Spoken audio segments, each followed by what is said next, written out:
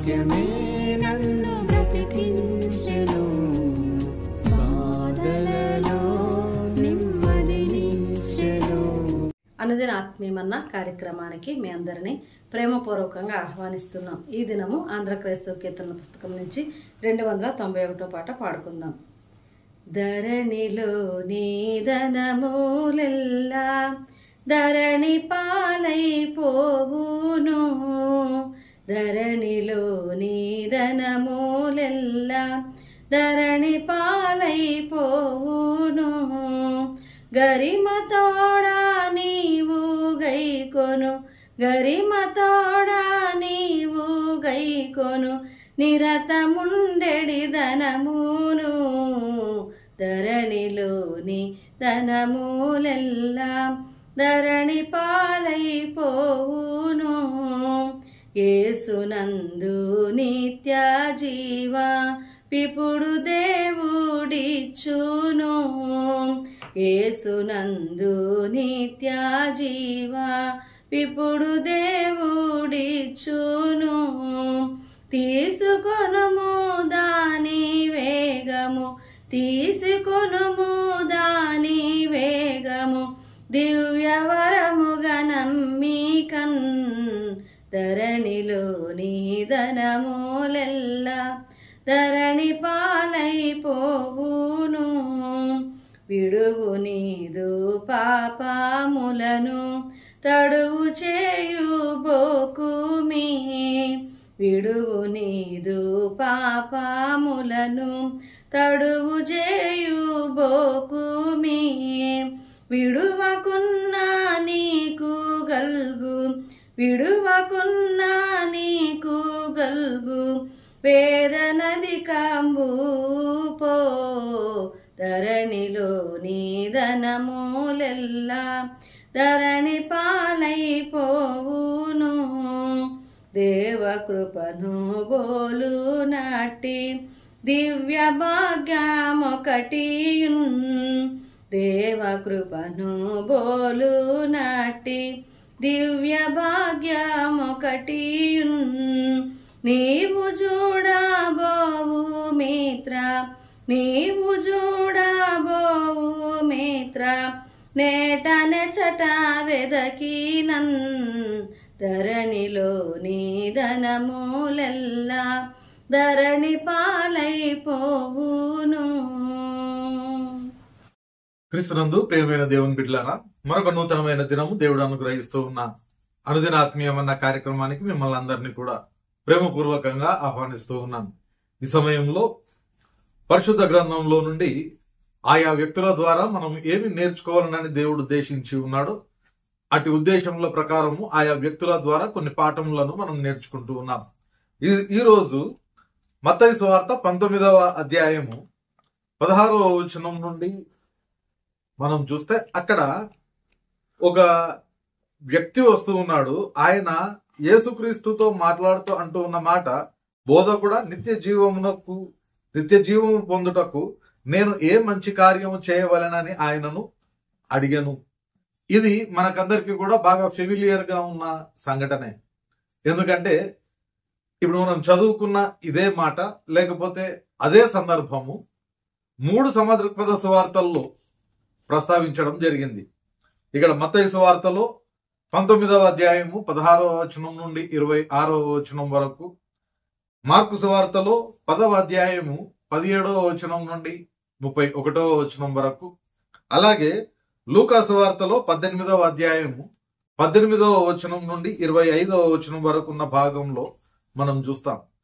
అక్కడ ఒక వ్యక్తి వస్తూ ఉన్నాడు. నిత్య జీవమునకు వారసుని కావాలంటే ఏం చేయాలి అని యేసుక్రీస్తును అడుగుతూ ఉన్నాడు. ముఖ్యంగా ఆయన యొక్క ఉద్దేశము ఒక పని చేయడం ద్వారా ఆ నిత్య జీవాన్ని పొందుకోవచ్చు అనే ఆలోచనలో ఆయన ఉన్నాడు. ఆయన మిగుల ధనవంతుడు అని ఆ భాగం అంతా మనం చదివితే మనకు అర్థమవుతూ ఉంది. అయితే ఆయన ద్వారా కొన్ని విషయాలను మనము జ్ఞాపకం చేసుకుంటే, మొదటిగా క్లుప్తంగా ఆ స్టోరీ లేదంటే ఆ సందర్భాన్ని మనం చూస్తే, ఆయన వచ్చి బోధకుడా నిత్య జీవమును పొందుకోవాలంటే నేను ఏ మంచి కార్యాన్ని చేయాలి అని అడుగుతూ ఉన్నాడు. అందుకు యేసుక్రీస్తు చెప్తూ ఉన్నమాట, మంచి కార్యం గురించి నన్ను ఎందుకు అడుగుచున్నావు అనే మాటను ఆయన చెప్తూ, మంచివాడు ఒక్కడే అని చెప్తూ దేవుడిచ్చిన ఆ యొక్క ఆజ్ఞలను గైకొనమని ఆయన చెప్తూ ఉన్నాడు. అంతేకాకుండా ఆయన ఏ ఆజ్ఞలను అడిగినప్పుడు ధర్మశాస్త్రంలో ఉన్న వాటిని యేసుక్రీస్తు చెప్పినప్పుడు ఆయన చెప్తూ ఉన్నమాట, ఇవన్నీ కూడా నేను బాల్యప్రాయం నుండే ఆచరిస్తూ వచ్చాను అనే మాట చెప్పినప్పుడు యేసుక్రీస్తు అంటూ ఉన్నమాట, అయితే నీకు ఒకటి కొదువగా ఉంది, నీకున్న ఆస్తిని అంతటిని కూడా అమ్మేసి నీవు వచ్చి నన్ను వెంబడించు అని అంటా ఉన్నాడు. అప్పుడు వెంటనే ఆయన వ్యసన పడుతూ అక్కడ నుండి వెళ్ళిపోయాడు అనే మాటను మనం ఇక్కడ చూస్తూ ఉన్నాం. ఇదే సందర్భము 3 సువార్తల్లో కూడా ప్రస్తావించబడుతూ ఉంది. అయితే ఆయన మిగుల ధనవంతుడు కాబట్టి వాటిని వదులుకోలేక అని కూడా సువార్తీకులు మనకు తెలియజేస్తూ ఉన్నారు. ప్రియమైన దేవుని బిడ్డలారా, ఆయన యొక్క ఆలోచన, ఆయన అడగడంలో నిత్య జీవాన్ని పొందుకోవాలనే ఆశ ఆయనకు ఉంది. కానీ అది ఉచితంగా వస్తుందని ఆయన గ్రహించలేకపోతూ ఉన్నాడు. తన యొక్క కార్యముల ద్వారా అది సంపాదించుకోవాలని ఆయన ప్రయత్నం చేస్తూ ఉన్నాడు. అంతేకాకుండా తన దగ్గర ఉన్న ఆ యొక్క ధనం ద్వారా ఖర్చు పెట్టడం వల్లనో, లేదంటే ఆ ధనం వలన ఇంకా ఏదో చేయడం వల్లనో దానిని పొందుకోవచ్చు అనే ఆలోచనలో ఆయన ఉంటూ ఉన్నాడు. అంతేకాకుండా ఒకవేళ ఆయన యొక్క ఆలోచన, నేను బాల్యప్రాయం నుండి ఇవన్నీ చేస్తూనే ఉన్నాను అని ఎప్పుడైతే యేసుక్రీస్తుతో అంటూ ఉన్నాడో, ఒక రకంగా మరి చిన్నప్పటి నుండి ఇవన్నీ చేస్తూ ఉంటే ఎందుకు అనుమానిస్తూ ఉన్నావు, ఆల్రెడీ నువ్వు పరలోక రాజ్యానికి వారసుడవే అని ఒకవేళ యేసుక్రీస్తు చెప్తాడని కూడా ఆయన ఎక్స్పెక్ట్ చేస్తూ ఉన్నాడేమో. కానీ యేసుక్రీస్తు చెప్తూ ఉన్నమాట, అవన్నీ అమ్మి నీవు వచ్చి నన్ను వెంబడించు అని అన్నప్పుడు ఆయన వ్యసన పడుతూ అక్కడి నుండి వెళ్ళిపోయాను అనే మాటను మనం చూస్తూ ఉన్నాం. ఇది క్లుప్తంగా అక్కడ జరిగిన ఆ యొక్క సందర్భం. అయితే అందులో నుండి మనం నేర్చుకునే కొన్ని పాఠములను జ్ఞాపకం చేసుకుంటే, మొట్టమొదటిది యేసుక్రీస్తును వెంబడించడము అనేది, లేకపోతే నిత్య జీవము కావాలి అని అంటే యేసు ద్వారా మాత్రమే అది సాధ్యమవుతుంది. అది మనం ఖచ్చితంగా జ్ఞాపకం పెట్టుకోవాలి. ఎందుకు అనంటే యోహాను సువార్త 14వ అధ్యాయంలో యేసుక్రీస్తే చెప్తూ ఉన్న ఈ మాటను మనం జ్ఞాపకం చేసుకుంటే, యేసు నేనే మార్గమును సత్యమును జీవమును, నా ద్వారానే తప్ప ఎవడును తండ్రి యొద్దకు రాడు అనే మాట ఆయన చెప్తా ఉన్నాడు. కాబట్టి ఆ నిత్య జీవం కావాలి అనంటే ఏకైక మార్గం యేసుక్రీస్తు. యేసుక్రీస్తు తప్ప వేరే ఏ మార్గం కూడా లేదు.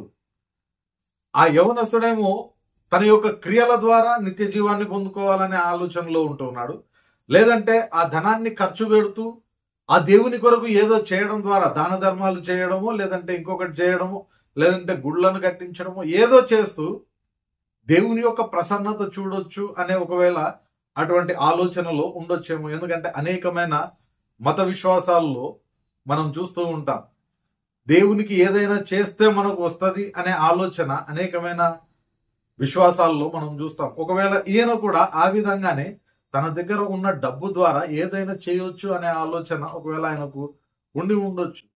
కానీ కేవలము యేసుక్రీస్తు అనే ఆ మార్గము ద్వారానే దేవుని దగ్గరికి చేరుకుంటాం, ఆ మార్గము ద్వారానే నిత్య జీవాన్ని పొందుకుంటామనే విషయాన్ని ఆయన గ్రహించలేకపోతూ ఉన్నాడు.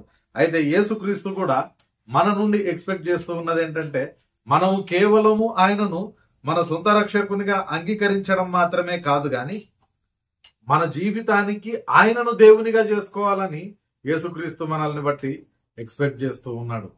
అనేక సార్లు మనం ఏం చేస్తూ ఉంటామంటే, యేసుక్రీస్తును సొంత రక్షకునిగా అంగీకరిస్తాం, బాప్తిస్మం తీసుకుంటాం, ఇక అక్కడే ఆగిపోతూ ఉంటాం. కానీ ఇక్కడ యేసుక్రీస్తు చెప్తూ ఉన్నమాట, నన్ను వెంబడించు అనే మాట చెప్తూ ఉన్నాడు. నీకున్నదంతా అమ్మి నన్ను వెంబడించు అనే మాట ఆయన చెప్తూ ఉన్నాడు. కాబట్టి ఎవరమైనా కానీ ఆయనను వెంబడించాలి అనేది యేసుక్రీస్తు యొక్క కోరిక. ఆయనకు శిష్యులుగా మనం ఉండాలని, ఆయన ద్వారా మనం నేర్చుకోవాలని యేసుక్రీస్తు యొక్క కోరిక. అందుకే ఆయన ఆరోహణమై వెళ్ళిపోతూ ఉన్న ఆ సమయంలో కూడా ఆయన చెప్తూ ఉన్నమాట, మీరు సర్వలోకమునకు వెళ్ళి సర్వ సృష్టికి స్వార్థను ప్రకటించండి, నమ్మిన వారికి బాప్తిస్మం ఇవ్వండి, వారిని నాకు శిష్యులనుగా చేయండి అనే మాట చెప్తూ ఉన్నాడు. అంటే అందరినీ కూడా క్రీస్తు యొక్క శిష్యులుగా చేయడం అంటే ఆయన ద్వారా బోధింపబడడానికి, ఆయన ద్వారా నేర్చుకునే విధంగా ఆయనను వెంబడిస్తూ ఆయనకు శిష్యులుగా ఉండాలనేది క్రీస్తు యొక్క కోరిక అయి ఉన్నది. కాబట్టి ఇక్కడ ఆ యవనస్తుడికి ఆయన చెప్తూ ఉన్నమాట, వచ్చి నన్ను వెంబడించు అని అంటూ ఉన్నాడు. ఆయనైతే ఒప్పుకోవట్లేదు. కానీ మనము చూస్తే ఆ నిత్య జీవము అనేది మనకు కావాలి అనంటే క్రీస్తు మాత్రమే మనకు మార్గము అనే సత్యాన్ని మనం జ్ఞాపకం చేసుకోవాలి. రెండవదిగా మనం జ్ఞాపకం చేసుకుంటే ఆయన ద్వారా మనం నేర్చుకునే రెండవ పాఠం ఏంటి అనంటే, క్రీస్తును వెంబడించడం కూడా ఎలా వెంబడించాలి అనంటే సంపూర్ణమైన విధేయతతో మనం ఆయనను వెంబడించాలి. ఏదో వెంబడిస్తున్నామన్న పేరుతో కాదు, కానీ సంపూర్ణమైన విధేయతతో ఆయనను వెంబడించాలి. మత్తయి సువార్త 6వ అధ్యాయము 24వ వచనంలో మనం చూస్తే యేసుక్రీస్తు మనకు సూచిస్తూ ఉన్న ఒక మాటను మనం చూస్తాం. మత్తయి సువార్త 6వ అధ్యాయము 24వ వచనాన్ని మనం చూస్తాం. ఎవడును ఇద్దరు యజమానులకు దాసుడుగా ఉండనేరడు, అతడు ఒకని ద్వేషించి ఒకని ప్రేమించును, లేదా ఒకని పక్షంగా నుండి మరి ఒకని తృణీకరించును. మీరు దేవునికిని సిరికిని దాసులుగా ఉండనేరరు అనే మాట ఆయన చెప్తూ ఉన్నాడు. అలాగే యోహాను సువార్త 12వ అధ్యాయాన్ని మనం చూస్తే 25, 26 వచనాలలో, తన ప్రాణమును ప్రేమించువాడు దానిని పోగొట్టుకొనును, ఈ లోకంలో తన ప్రాణమును ద్వేషించువాడు నిత్య జీవము కొరకు దానిని కాపాడుకొనునని మీతో నిశ్చయంగా చెప్పుచున్నాను. ఒకడు నన్ను సేవించిన ఎడల నన్ను వెంబడింపవలెను, అప్పుడు నేను ఎక్కడ ఉందునో అక్కడ నా సేవకుడును ఉండును. ఒకడు నన్ను సేవించిన ఎడల నా తండ్రి అతని ఘనపరచును. ఈ రెండు మాటల ద్వారా మనం జ్ఞాపకం చేసుకుంటే, యేసుక్రీస్తును ఎప్పుడైతే మనము వెంబడిస్తున్నాము అనంటే రెండు విషయాలు ఖచ్చితంగా మనము జ్ఞాపకం ఉంచుకోవాలి. ఒకటి, ధనాన్ని ప్రేమించడానికి వీల్లేదు. రెండవది, యోహాను సువార్తలో చెప్పినట్టు మన యొక్క ప్రాణాన్ని సైతం మనము ప్రేమించుకోవడానికి వీల్లేదు. ఈ రెండింటిని ఎప్పుడైతే క్రీస్తు కొరకు మనము త్యాగం చేస్తాము, అప్పుడు ఆయన చెప్తూ ఉన్నాడు కదా 25వ వచనంలో, తన ప్రాణమును ద్వేషించువాడు నిత్య జీవము కొరకు దానిని కాపాడుకొనునని మీతో నిశ్చయముగా చెప్పుచున్నాను అనే మాట ఆయన చెప్తూ ఉన్నాడు. ప్రియమైన దేవుని బిడ్డలారా, ఇక్కడ మనం చదువుకున్న ఈ భాగంలో ఆ ధనవంతుడికి యేసుక్రీస్తు అయితే అంతా అమ్మేసి వెంబడించమని చెప్తూ ఉన్నాడు. అలాగే తనను వెంబడించిన ప్రతి ఒక్కరికి అదే మాట యేసుక్రీస్తు చెప్పలేదు. కానీ ఎవరైతే తనను వెంబడించాలని ఆశపడుతూ ఉన్నారో వాళ్ళు ఎవరికి మొదటి ప్రాధాన్యతనివ్వాలి అనంటే ఆ క్రీస్తుకే ఇవ్వాలి. ఇతనికి ఆ ధనం పట్ల, లేదంటే లోకరీతిగా తనకు ఉన్న ఆ యొక్క ఆస్తిపాస్తుల పట్ల కలిగి ఉన్న ఆ యొక్క ఆలోచన, వాటి పట్ల ఆయన యొక్క దృక్పథాన్ని జ్ఞాపకం చేసుకున్న యేసు కంప్లీట్ గా దాని నుండి దూరం అయితే తప్ప క్రీస్తు మీద ఆయన దృష్టిని పెట్టలేడు అనే ఉద్దేశంతో వాటిని అమ్మమని చెప్తూ ఉన్నాడు. కానీ ప్రతి ఒక్కరూ అమ్మాలనే ఉద్దేశం అయితే కాదు. కారణం ఏంటి అనంటే బైబిల్ గ్రంథంలో అనేక మందిని మనం చూస్తాం ధనవంతులను. పాత నిబంధనలో కూడా మనం జ్ఞాపకం చేసుకుంటే అబ్రహాము గొప్ప ధనవంతుడు, ఇస్సాకు, యాకోబు ప్రతి ఒక్కరు కూడా గొప్ప ధనవంతులే. కానీ అంత ధనం ఉన్నా గాని వారు ధనాన్ని తమకు దేవుడిగా చేసుకోలేదు. ఆ ధనానికి వారు దేవుడుగా ఉంటున్నారు, వారికి దేవుడిని దేవుడిగా పెట్టుకుంటూ ఉన్నారు.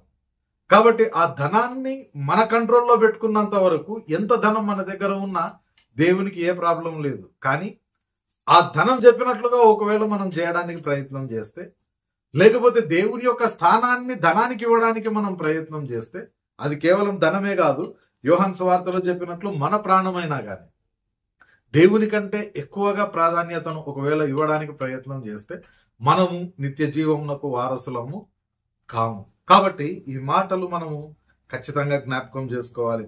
మొదటిది, నిత్య జీవం కావాలి అనంటే ఏకైక మార్గము యేసుక్రీస్తే. రెండవ పాఠాన్ని మనం చూస్తే, ఆ యేసును వెంబడిస్తూ ఉన్నప్పుడు మొట్టమొదటి అత్యధిక ప్రాధాన్యత కేవలం క్రీస్తుకే ఇవ్వాలి తప్ప ధనానికి కాదు, మన ప్రాణానికి కూడా కాదు. ఈ ధనిక యవనస్తుని ద్వారా మనం ఈ రోజుకు ఈ రెండు పాఠములు నేర్చుకుంటూ ఉన్నాం. దేవుని చిత్తమైతే రేపటి దినాన మరికొన్ని పాఠములను ఈ ధనిక యవనస్తుని ద్వారా మనం నేర్చుకోవడానికి ప్రయత్నం చేద్దాం. పరిశుద్ధాత్మ దేవుడు సహాయం దయచేయును గాక. ప్రార్థన చేసుకుందాం. పరిశుద్ధుడైన దేవా, ప్రేమగల మా తండ్రి, మరొక పర్యాయము ఈ ఉదయకాల సమయంలో ప్రభా నీవు మాకు అనుగ్రహించిన వాక్యమును బట్టి నీకు వందనాలు చెల్లించుకుంటూ ఉన్నాం. ధనిక యవనస్తుడు ప్రభా నిత్య జీవమునకు వారసుడిని కావాలని ఆశపడుతూ ఉన్నాడు.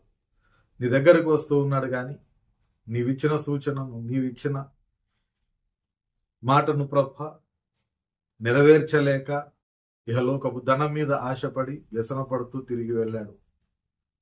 ప్రభా ఆయన ద్వారా మేము నేర్చుకుంటూ ఉన్న పాఠములను మేము మరచిపోక మా హృదయంలో భద్రపరుచుకొని ఫలింపజేసుకున్నటకు కృప దయచేయమని వేడుకుంటూ, నేటి మా పని పాటలన్నింటిలో కృప దయచేసి క్షేమంగా నడిపించుమని, నిశ్చితమైతే ప్రభా రేపటి దినాన మరొక పర్యాయము నీవు అనుగ్రహించే అనుదిన ఆత్మీయమన్న భుజించు వరకు నీ సన్నిధిని మాకు తోడుగా ఉంచుమని వేడుకుంటూ యేసు పరిశుద్ధ నామమున ప్రార్థించి వేడుకొంచున్నాం తండ్రి, ఆమెన్. తండ్రి, కుమార, పరిశుద్ధాత్మ త్రియేక దేవుని సకల దీవెనలు సదాకాలం మనకందరికి తోడయ్యుండి నడిపించునుగాక. ఆమెన్.